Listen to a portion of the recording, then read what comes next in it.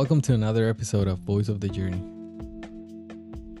I was thinking the other day about the first factor I tend to notice in others, especially those my age.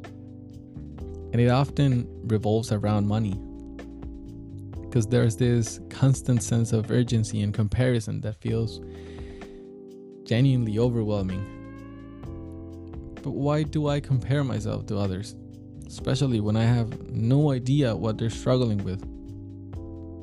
It's like we make assumptions, particularly when it comes to money.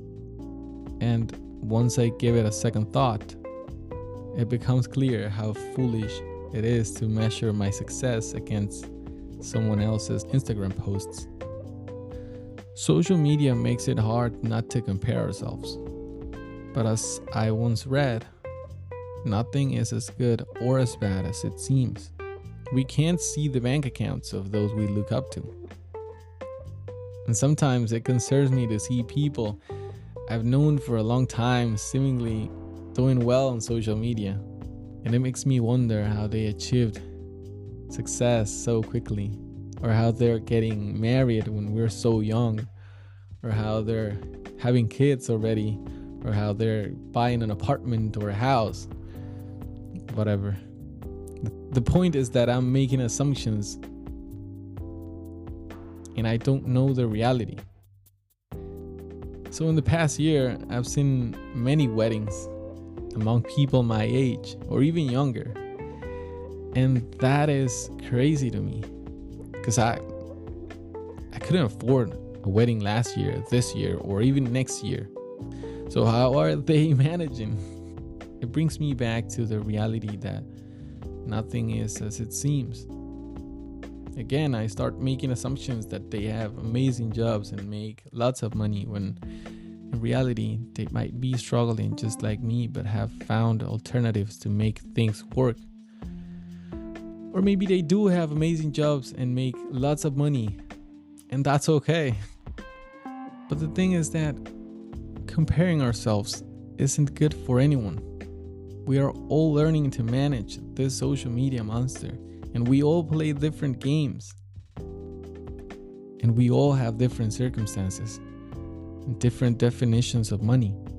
Even two people of the same age, socioeconomic level, and background will view money differently due to their unique experiences. Money should be a tool, but we all do crazy things for money, and it involves more than we think.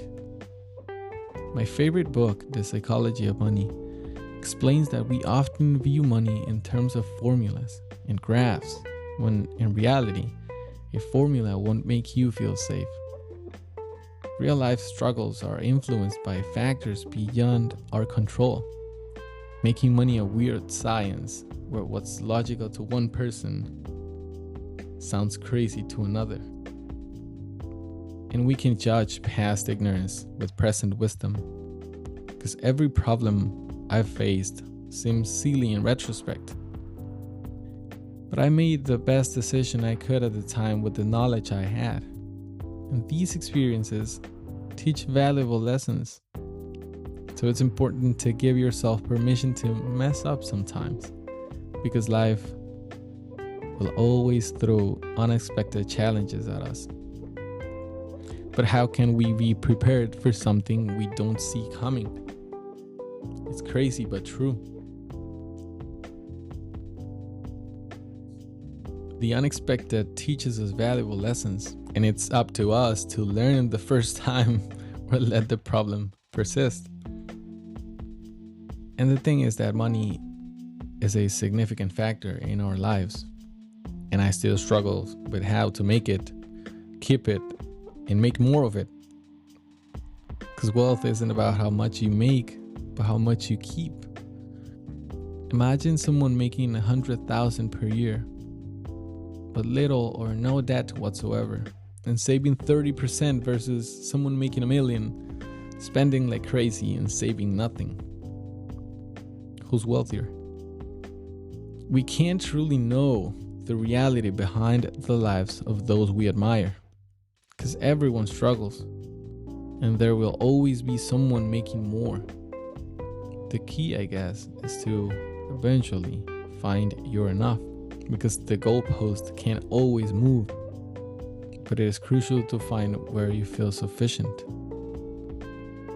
Personally, I'm not even close to my enough, but I believe I'll get there someday. So for me, it is important to focus on making the gap between what I earn and what I spend as big as possible. Because it's not about making more and spending more, but about spending less than you earn. Simple math. And now imagine making way more but keeping your expenses the same.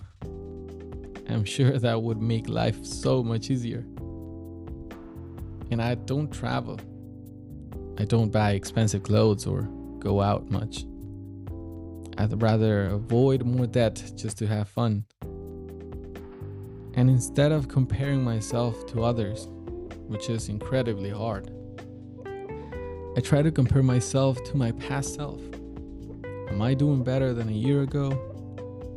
If not, what action do I need to take to improve? So the main goal really is to become better than you were before. Your benchmark should be you, not your friends, not your colleagues, not your neighbor, even your spouse, and not the influencer. And we're not Elon Musk, so leave at peace with that.